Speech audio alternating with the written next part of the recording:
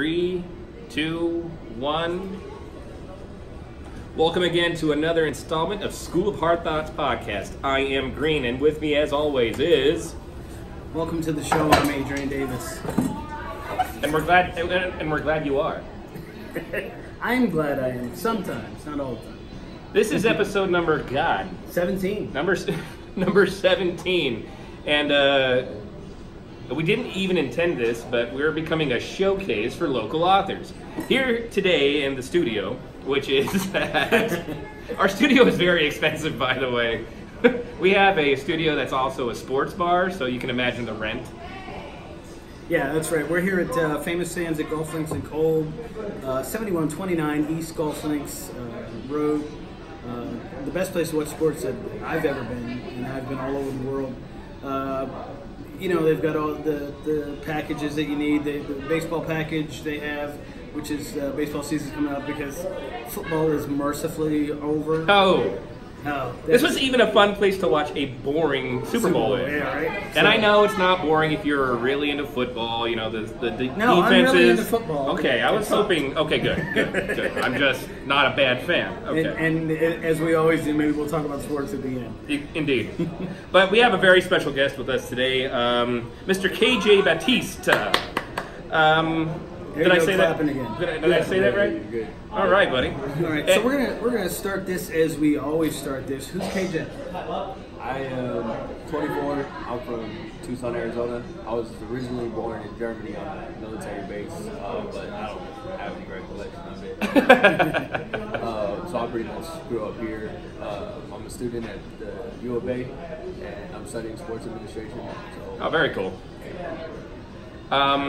So why did we bring you on here today? I mean, you know, you're from Tucson, and military brat sounds like, which is cool.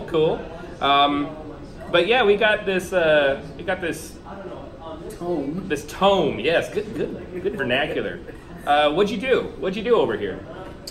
So I was aiming to focus on the opioid crisis. As you guys know, my goal was basically to get a conversation started, you know, between people, get them to kind of realize that it's a silent epidemic. I feel, a lot of people know about it.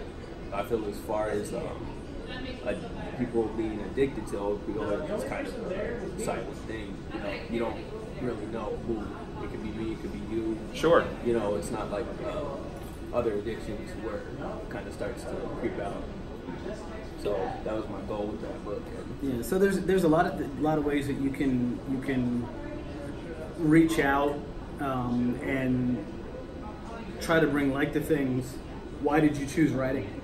It's actually, I used to write when I was younger, like 9 or 10. I started. Wow. I enjoyed writing stories, and I don't know why. One day it just kind of hit me just to maybe try it out. Like, you know, pick it up. You know, it's something I enjoyed doing as a kid, so I might as well start doing it now, and that's pretty much it. That's awesome. So let's dive right in. Without any spoilers, tell me about the book. Tell me just basically the basic outline of the plot. So it's about a girl. She's a straight A student, you know, on a roll, all of that, scholarships. And basically what I was aiming to do is take her from that status and kind of throughout the book show her slowly kind of depleting. You know, which is what happens in real life. Right. And I just wanted, I kind of wanted to, and she comes from a good home, you know, no real family problems, you know, parents are both there. And I just wanted to show that, you know, it could get anybody, you know, nobody. Right, and that kind of brings me to another part of the opioid crisis or any drug crisis that we've faced over the years is that it seems like the government or the powers that be don't seem to pay attention to it until it reaches the suburbs. So, you know, when it's an inner city problem, when it's absolutely, when it's people that, you know, aren't very particularly wealthy, or they might be a little bit have a little bit more melanin than the next guy. Or if it's the trailer parks and projects. Yeah. But then once it gets into your KB Hovnanian homes, right? You know, your gated communities, then we're worried. Yeah, so that seems like a great approach to trying to bring attention to it, and it's a great idea for a character. So, I know this is your first book? Yeah, that's right. So I know this being your first book, your process is probably going to evolve and develop, but how do you write? Do you just kind of sit down and do your thing, or do you outline, or do you set a certain amount of time aside every day? How did you get this book done? I wish I had more of a routine, but I just start to write, and usually my ideas start to kind of connect from there. A lot of times I went back a lot. I mean, this took me 3 years to write, so the first copy was completely different than that one, so I redid the whole thing. But I don't really have a process. I just kind of sit down and start writing, and then from there I actually get ideas from that. So this is obviously a very timely subject, and it's a very sensitive subject. As they always say, writers write what they know. Is that true here? No. Yeah, what's your personal experience with this, or is it just something that you see like your generation kind of dealing with, as well as other generations? But a lot of 30 and under people, like you were saying, seem to have it all together when in the background they're dealing with these demons. Is that something that somebody you know, somebody you love, or you personally have gone through something most of this? I've personally never been an opioid addict. Okay. But I had sprained my ankle sophomore year, and I was prescribed Percocets, I think it was. Mm-hmm. At that time, I wasn't really knowledgeable on, the effects. Like, I didn't know how addictive it was, like that. But when I thinking back, I realized that it was kind of a thing where it took care of the pain first. So you're 24. You were a sophomore in high school about 9 years ago. Eight. Let's do some math. He would have been like 16. Right. Yeah, 15 or 16. 15 Okay. or 16, so 24. So 6 years. So that is kind of when. 8 years. Yeah, that is kind of when stuff started getting That is overprescribed. That's exactly when they were like, "Hey, we'll get into that in a minute. just here, take it. I'm well aware. Go of that. for it." So okay, so you were laid up and you were taking some perks. Yeah, and as you can imagine, I'm 15, so it started to be less about the pain and more like I'm convincing myself, well, it helps me sleep. It kind of helps me wind down at night. Right. And which is code for this shit makes me feel good. Exactly. It's what it was. And, yeah. Had I not been like, okay, I didn't know, like I said, how addicted it was, but just being. So what kind of realization or intervention, or what did you have to go through to stop taking it? I caught it pretty early on. You caught it yourself? Yeah, I basically was like, I'm obviously lying to myself. I'm making reasons why I'm taking them. This can't be good. So. And then how long did that go on? I want to say maybe 2 weeks. Okay, so it was a very short period of time. I've heard that it takes 3 days, Oh yeah, it can take one dose. Depending on the chemical compound, yeah. Right. So, did you go through any withdrawals, or were you? No, I don't think so. No, I never did. So you haven't experienced that, and you don't. Mm-hmm. Yeah. So you were lucky. Yeah, I was lucky. Right. Because I tell you what, you get a rolled ankle when you're 34 or 38, and you get 2 weeks off of work, and they prescribe that stuff to you. Man, that first day at work back is going to be a little tough. You're going to be like, oh man, you're looking like for ways to roll your ankle again. And, stuff like that. Yeah.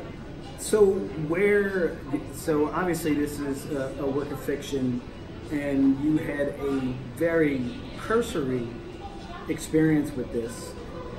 What kind of research did you do to? I looked online and stuff like that. I didn't do a lot of research, because the stats, they're pretty much there. I didn't really focus. Yeah, 70,000 people last year. Yeah. From overdoses. Now they're not all heroin overdoses, they're not all opiates, but the majority of them were. So it's out there. Yeah. Well, okay, so what you're talking about then is that you just have a passion for the subject in general. So you're worried. It seems like that to write a book like this, that you have to have some sort of worry inside of it. Are you worried about the future of your, generation? I mean, where do you see your protagonist in this book? In terms of her economic status and things like this, she was doing just fine. So how do you steer away from these kinds of addictions and stuff like that? How do you stay away from these types of behaviors? Because so often it's like, people who come from bad neighborhoods and stuff, they use it as an escape, as a way to kind of get away from a bad reality. Why do you think people get into this that already have a fairly decent reality? It's not like your protagonist, from what I can tell from just a quick skim, was going through a lot of hard times, financially or emotionally. What do you say to somebody who doesn't really have it that bad?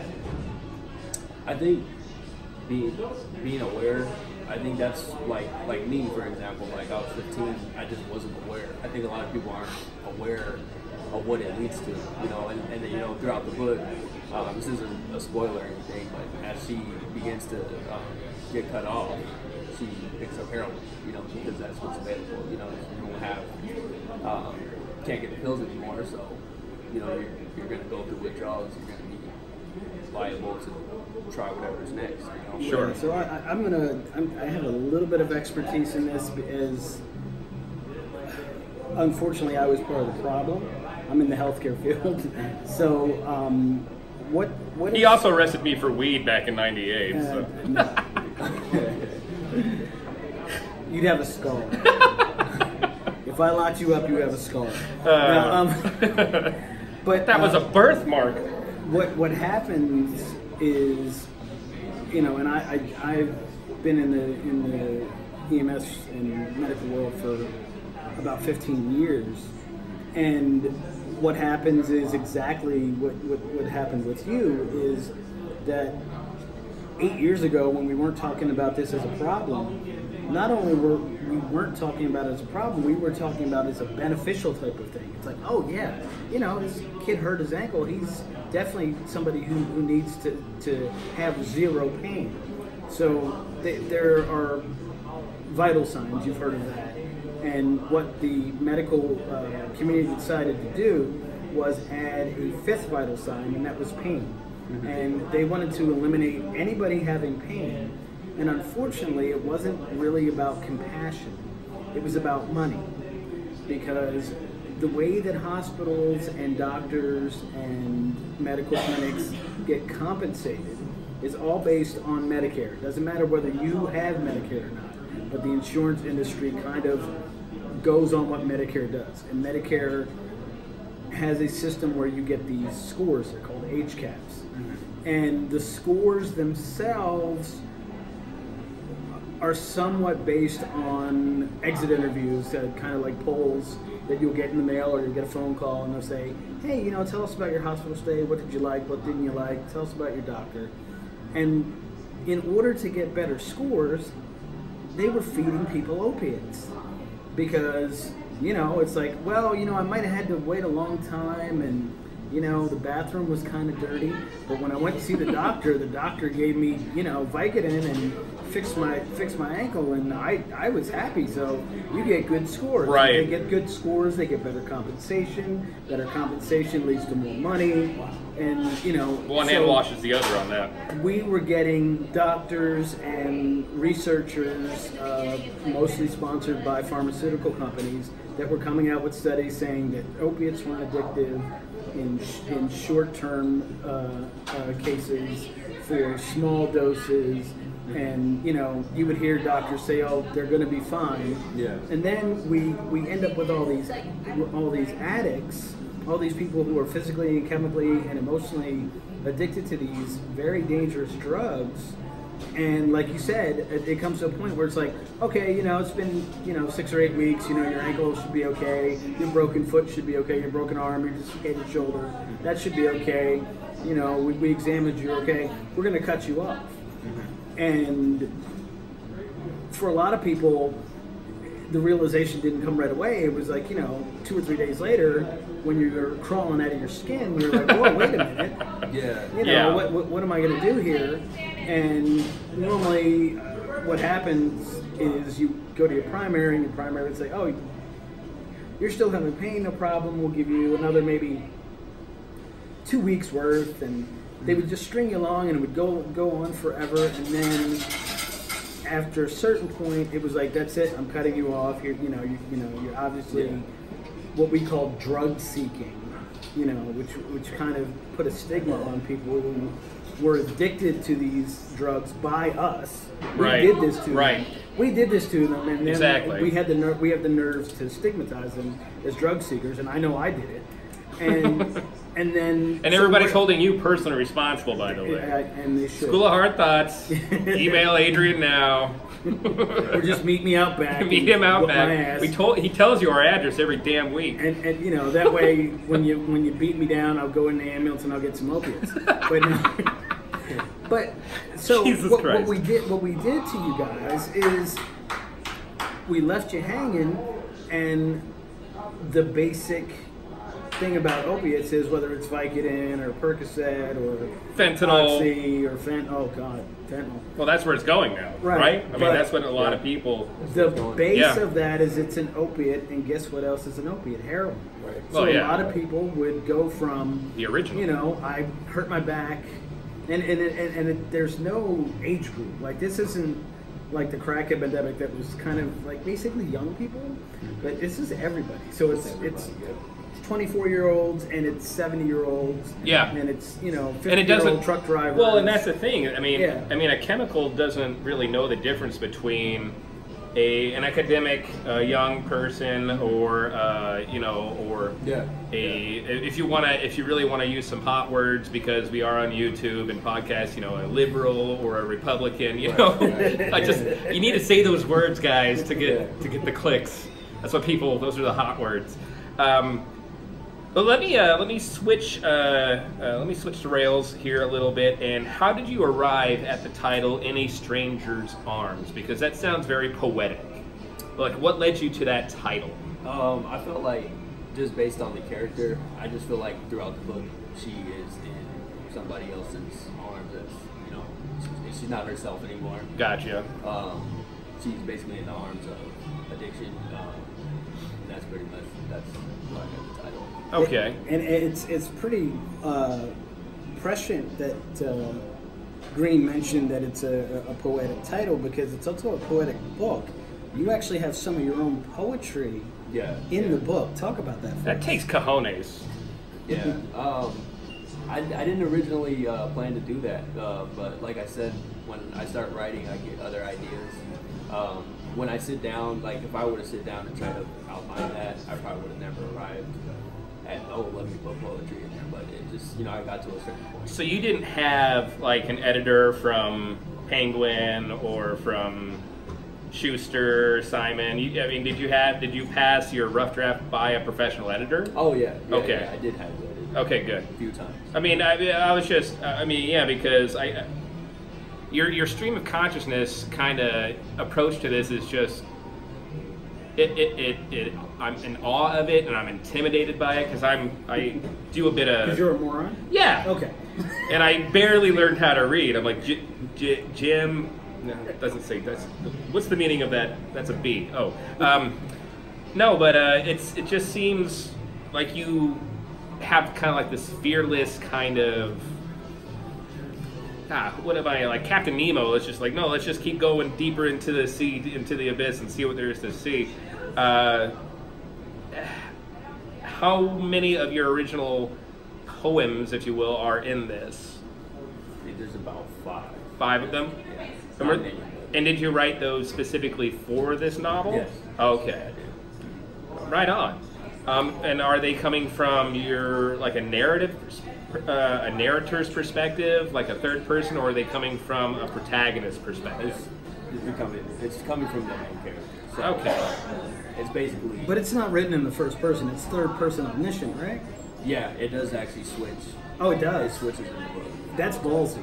So they authors, and I know a little bit about writing. Yeah. But writers say that writing in the first person is the hardest It is thing hard. to It is. thing to do. So that, and then switching from back and forth is wow. The only time I've read a book to completion with an author that did that was Carlos Castaneda. I don't recommend his books to everybody because they're pretty wild. But I'm gonna sink my teeth into this one and see how we do. When is this gonna be for sale? It's actually for sale now. Okay. You can pre-order it on Amazon, Barnes & Noble, all of that. I think by February 18th it goes live. Okay. But I have a link. It's called Book Baby. They have a bookshop page. Yeah, so That's please good now. you put it out there, plug yourself, and let us know where everybody can find you. And That link is just that link I have to like put out because it's a local. You're not gonna just be on the web. Gotcha. So I tell everybody Amazon, you know. So Sure. we're in February now, so they can get Right. it now. that's excellent. I'm going to tell everybody Barnes & Noble, because I have friends that still work there. And we need bookstores, ladies and gentlemen. Yeah. We need brick and mortar bookstores. You can't let them go away. So You hear that, Bezos?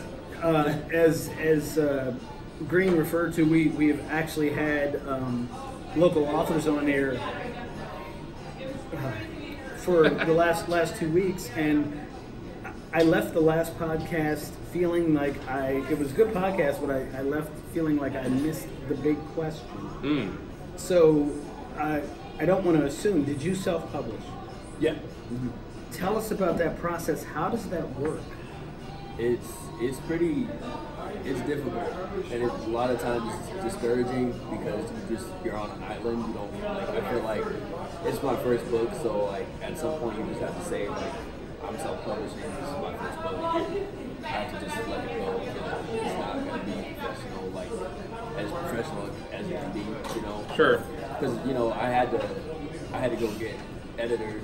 I had to go get a designer. To do the cover, and I had to go to all these different places. Where, if you're published by a company, they just Even down to the Right. typeface, you have to choose Exactly. that. I had to do all of that. So it's definitely it's hard.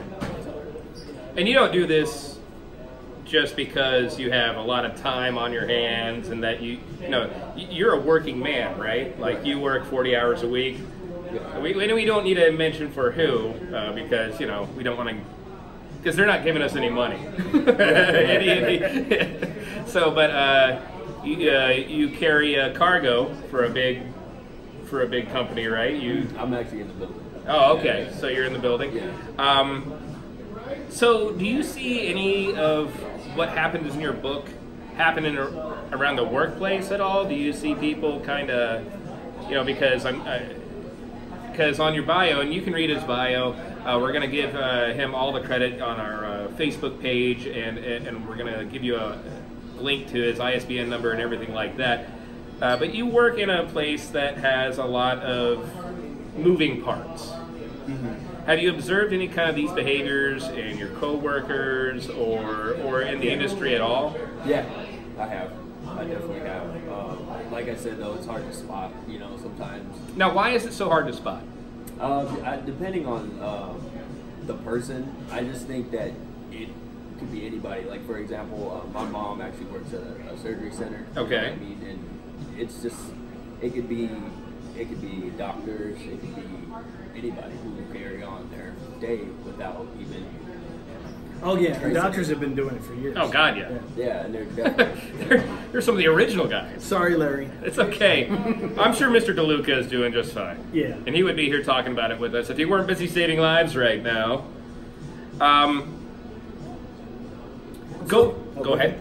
Going forward, what do you want to write more books?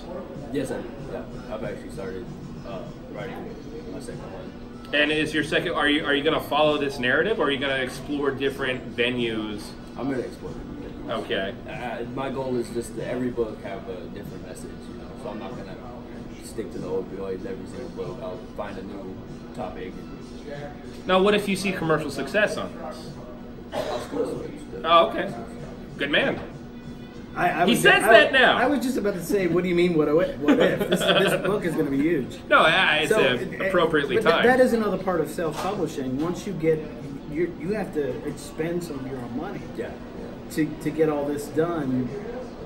The rest is marketing, and hopefully we're helping you with that. Oh, yeah, But what else do you see as a marketing strategy to get your story? So I found that social media is basically, maybe I don't want to say the best because I haven't really tried everything, but it's for free. It's pretty good. Yeah. Depending on how active you are. Oh yeah, we're learning that through Yeah. producing this podcast. That Yeah. trying to monetize it is not as easy as it looks, but social media is definitely the way to go. And that brings me back to if you follow us on Facebook, please follow us on YouTube. We're trying to get 1,000 subscribers. So if you could go to our YouTube channel and click the subscribe button, and you don't ever have to watch a video again if you don't want to. You just have to hit the Lies. You need to watch every single one. If you could subscribe to our channel, we're trying to get up to 1,000, and that's kind of the threshold for monetization. So yeah, get us paid, and we'll be able to actually pay people like KJ here, these 24-year-olds that are working their ass off and also publishing books on their own about topics that are very, shall we say, topical. It's a discussion that needs to happen more. I applaud your effort on this book, and I'm kind of anticipating you telling me what the next book is going to be about, if you have any idea. No spoilers, but just something to whet our millions of viewers, to whet their appetite a little bit, to know what's coming up next from KJ Batiste. Am I saying that last name right? Yeah. Okay. Good. So the next one is kind of, how do I put it? I'm trying to do something that touches on like the forbidden fruit idea. So if basically like what keeps a lot of addicts, going is, they're trying to get more, but it's this idea where you create this space, like a study, is what if you just give everybody drugs? Will they still, they continue to want it? Or, So complete legalization. So that goes back to what we've talked about, and again, I keep forgetting to look up the Norwegian country, but Johan Hari, who's an author and scholar, Scandinavian country, who wrote a book called Chasing the Scream, which is about the drug war in the United States and also the various epidemics, especially the opiate epidemic.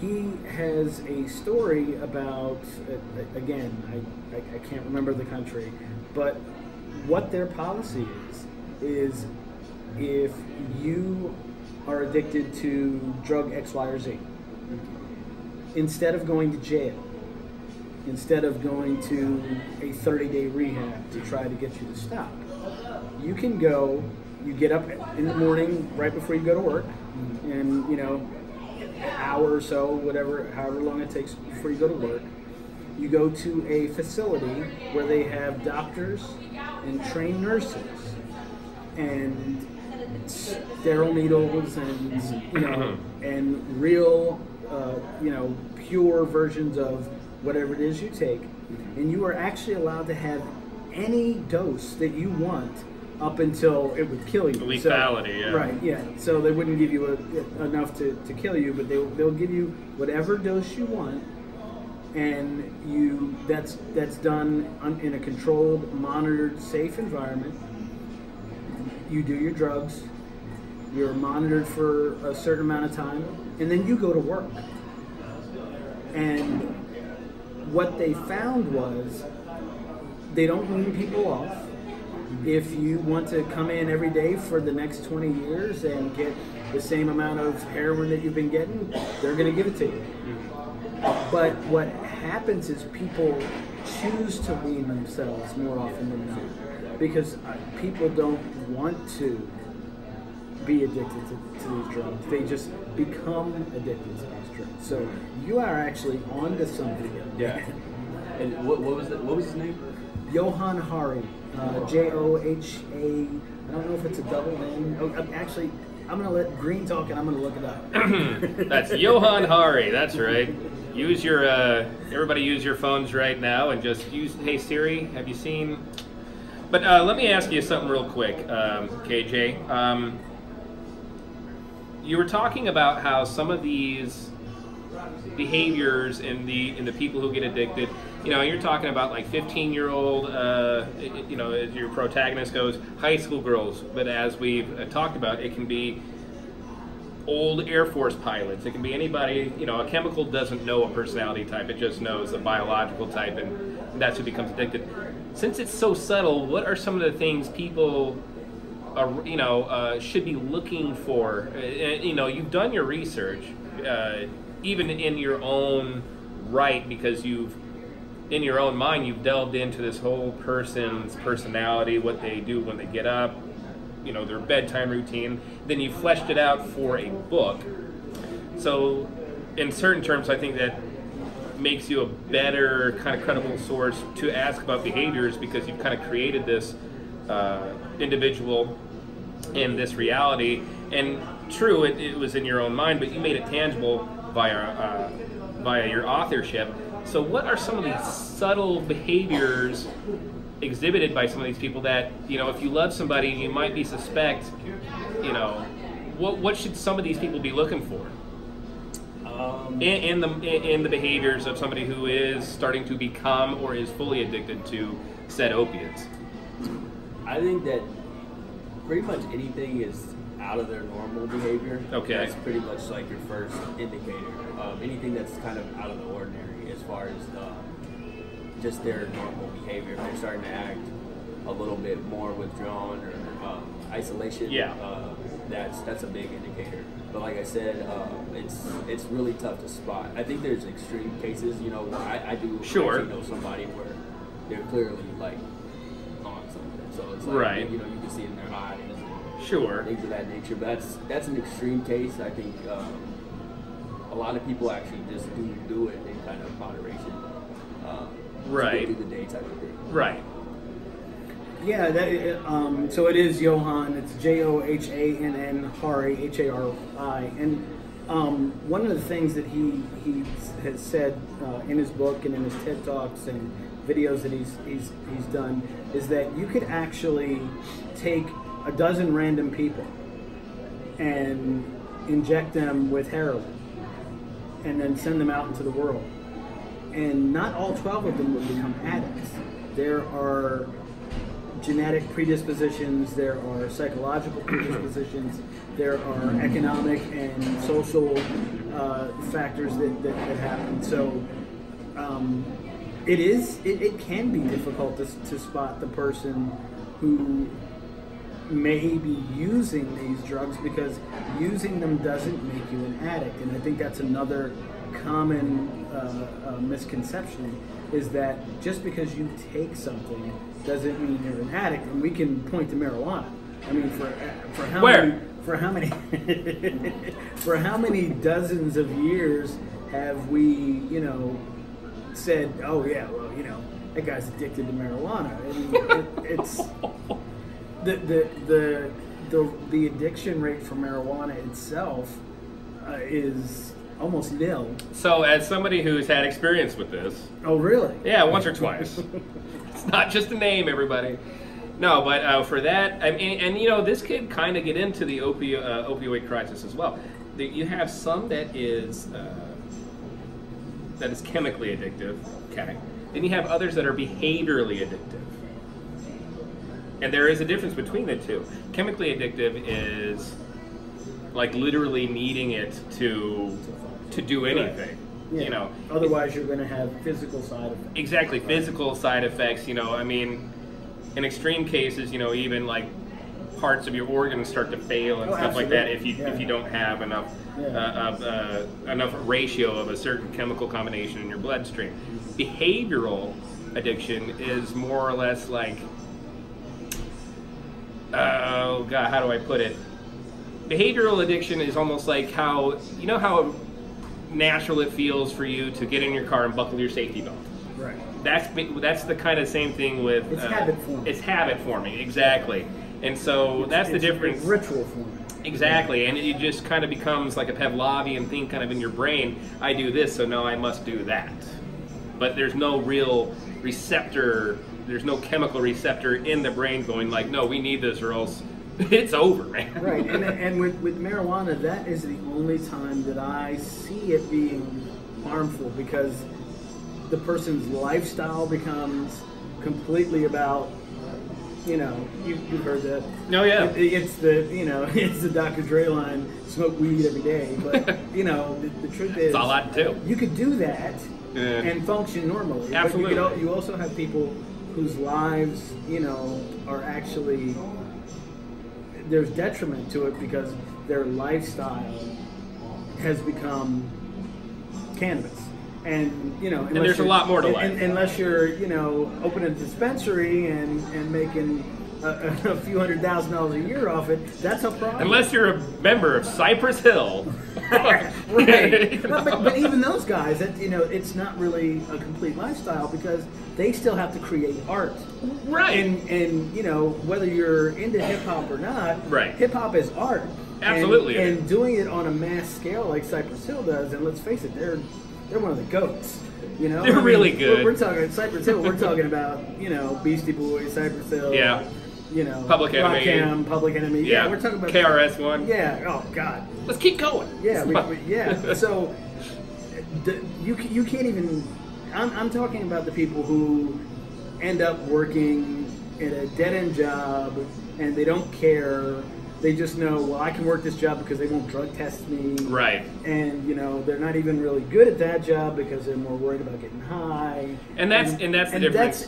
That is such a small percentage of it. And it's a real bummer, man. It's such a small percentage. It's a total bummer. But then if you look at some of these other substances like opiates, you know, it can completely take you out. I mean, you know, as we were, you know, I'm going to keep quoting this until people wake up, but 70,000 overdoses last year. 70,000 overdose deaths last year. And that is the first time, and it's the second year running, that overdose deaths were the #1 cause of accidental death, which it used to always be car accidents.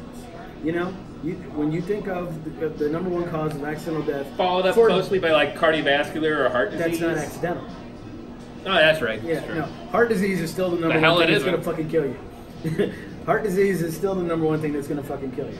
But when it comes to accidental death, it used to be car accidents all the time. I took that personally, by the way. What do you mean me? It's going to kill me. Oh, it's going to kill me first. Okay. Trust me. If you look at my genetic makeup and the fact that I'm way older than you. Oh, way older. Yeah. Bullshit. All right. Well, KJ, we're going to consider you an expert on the topic now because you've written a book. You've written a book on the damn thing. Going forward in this particular venue, what are some steps that our society, our country, but maybe society as a whole, what are some of these steps that we can take to make sure that we heal from this, that this doesn't happen as much? What do you think can happen so this book can just stay fiction and not, not become a reality for so many people? First, acknowledge it. Acknowledge that it's there and that, you know, it's a problem. I think that they're going to keep pushing it, so I think it's up to us to control it, you know, because they're going to keep pushing it. You know, obviously. It's making too much money. So it's not going anywhere, so we can't count on doctors and pharmacies to not push this bill. It's going to get pushed, and I think it's just going to get pushed harder. Okay. I think it's up to us to acknowledge it, that it's there, and make a decision. You know, family members to be proactive on it, and especially with the younger generation. I think, like I've always said, like you guys are talking about with marijuana, when I was in high school, when I was growing up, if you were to experiment, it was alcohol or marijuana. Sure. Know what I mean? Right. That was your first drug. Kids Right. nowadays- Been that way for 60 years. Right. And it's not that way anymore. Their first drug now is an opioid or, Yeesh. you know what I mean? Like, imagine you're not even developed mentally yet, and you're already trying that for the first time, you know? So, I think Yeah, that's what we're headed. that's really scary to even That's a think bummer. about. And I will say I tend to agree with you, but there is an effort, at least in portions of the medical community. And again, there are things that we've done as organizations, as industries, as governments that are just for show. But I can tell you, being in the medical field, that there is a concerted effort to do something about the opioid crisis. And I don't even know if that effort is a matter of feeling responsible or being responsible. Mm-hmm. I think it's a matter of realizing that, you know, it's like any other drug dealer or any other criminal.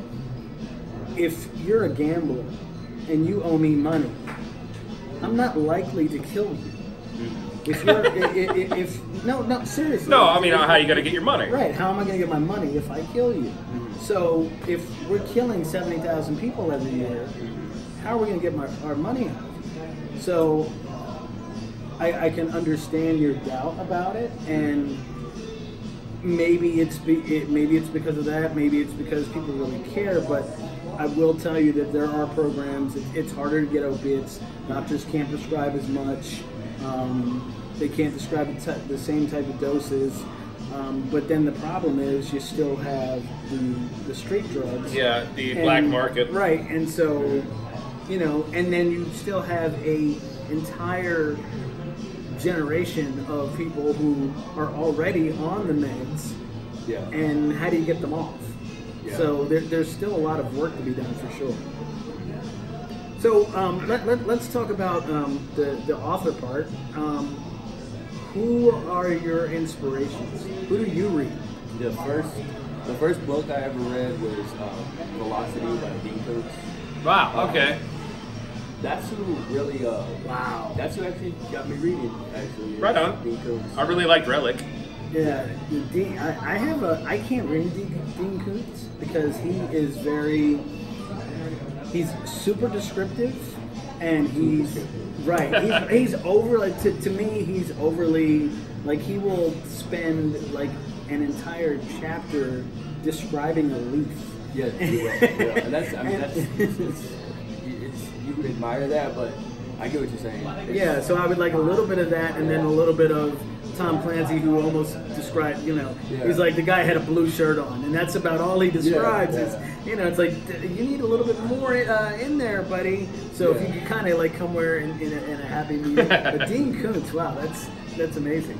And who do you look up to? As far as authors, Yeah. I would say him or Stephen King. Sure. It's pretty generic, but No, I mean, So is there any possibility that you're going to enter that realm of horror, fantasy? yeah, because both those guys really, Yeah. you know, take you into some surreal Yeah. situations. They scare the shit out of you. Fuck yeah, they do. yeah, maybe. Well, good. So the next book is going to be about, what was it again? You're talking about the safe space, Yeah, what he was talking about forbidden fruits, Mhm. and so the safe space is a territory, is a office, is a It's like what he was describing. It's literally that. That's the Like exact a country. idea. Yeah. okay, Yeah. so like a little experiment. Yeah. Or think of it maybe like as a resort type of thing, like a whole space where you go. People who want to get high don't go. People that do go. Separated people. Gotcha. Well, that's definitely an interesting topic, and I'm going to love to see how that turns out and how you explore it. You work for a living and you also write. How do you divide up your day? So you get home from work, you're tired as hell, And he's also going to school. and you're also going to school. Yeah, You're a good-looking man. I assume that you're also trying to, have a relationship with somebody. You gotta go for that. Okay, there you go. in fact, the book's dedicated to your girlfriend, right? Right, yeah. Excellent. So sorry, ladies. Some gentlemen. Sorry, no, everyone. no judgments there. So like your day. So when do you find yourself more creative, like at that golden hour in the morning, while you're taking a shower and shave and whatnot, or after the day? Do you use it as something to kind of decompress and kind of finish your day? I have trouble sleeping, so a lot of times I'm able to think with more clarity at like really random times, 3, 4 in the morning. Mm-hmm. And it kind of sucks because I only get a little window where, like, even when I'm doing homework or something like that, everything is clear. Like, I have this moment of clarity late at night for some reason. So that's a lot of when I do a lot of writing is when I can't sleep 2, 3 in the morning. Now, how do you write? Do you tend to get inspired and then run to a computer, or do you pick up a notebook, or? If I have an idea, I'll put it whenever I have close by, just my phone, and usually I'll take it to the computer and try to, expand that idea and see. I write it every day. So, as somebody who's done writing and has studied writing, I'm going to tell you that one of the things that just about everybody I've ever learned from my first English teacher to James Patterson. I did James Patterson's masterclass on writing. Awesome. To Jodie Foster, who writes for a different type of write every day. Write something every day. It doesn't matter if it's the work that you're working on or whatever. And another thing that I tend to do, although I've kind of switched it to my phone because it's closer, but I used to keep either a journal or some type of notebook next to the bed, so that if I, like you said, had that inspiration or had that crazy dream, I went ahead and just wrote it down as soon as I could remember it. And often it would turn into, because I will say I admire your ability to not only write this book but self-publish it, and it's a lot of work at such a young age, because I have started writing and then stopped about 10 different things. And it's not an easy thing to do, but if you have a talent for it and you have the drive to do it, hats off to you, brother. Yeah, I mean, I'm seeing him like on his side of the bed, like just with Post-it notes, just with scribbles all over them, because God, at that time in the morning, that's a lot of, like you said, that's kind of tough to nail down, those.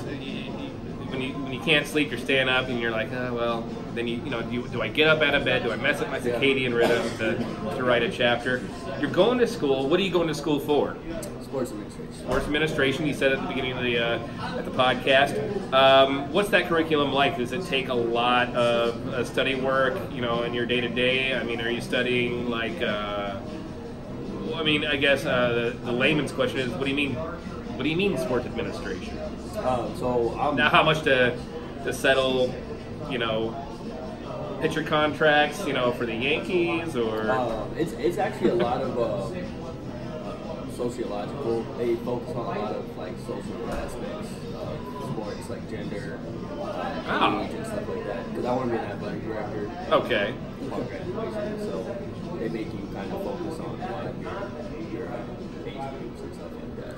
And the career path for that normally is you start as like the guy that goes to get the coffee, and then you learn, and then you work your way up, and then maybe you're assistant to the assistant athletic director, and then you learn your chops, and then eventually you get your shot as doing it yourself. So is that what you want to do? Yeah. What does an athletic director do? Like, what do you mean? Like, okay, so you get your dream job once you graduate. What is that dream job? They Pretty much, they organize events. They have to go to all the sports events, make sure everybody's up to date on their physical and stuff like that. I liked it. What I like about it is that it's a little bit of office work, but you also get to get out into the field and actually. Right on. So when you're watching a game, be it a collegiate or professional game, it's kind of, what would you say, it's kind of like the background to all of that, like what you're seeing behind, like, you know, what you see behind the camera? Yeah. Right on. Right, and like you said with the social aspects, you have to make sure that the entire program is functioning. So that means it's not just what you see on the field. It's how do they get the uniforms, how do they make their schedule, how they maintain their academic standards, and what are those academic standards, and of course, the athletic director has a lot of public relations type of stuff that they have to do. And so what kind of curriculum, other than the social stuff, are there any business courses? Or there's a little bit of business, it's a little bit of accounting, stuff like that. Fundraising is pretty big. Right. Yeah, I can imagine. Wow, yeah. Well, we're getting close to the witching hour here on our, what is this, episode 17?